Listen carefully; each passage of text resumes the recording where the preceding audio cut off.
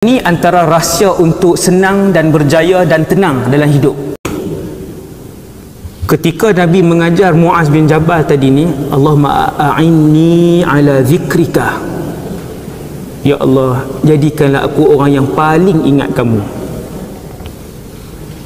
Yang ni antara rahsia untuk senang dan berjaya dan tenang dalam hidup. Ni ya, dalam perjalanan ni saya cerita perjalanan kita ni. Satu je yang alam ujian ni, yang ada dosa pahala ni, satu ni je.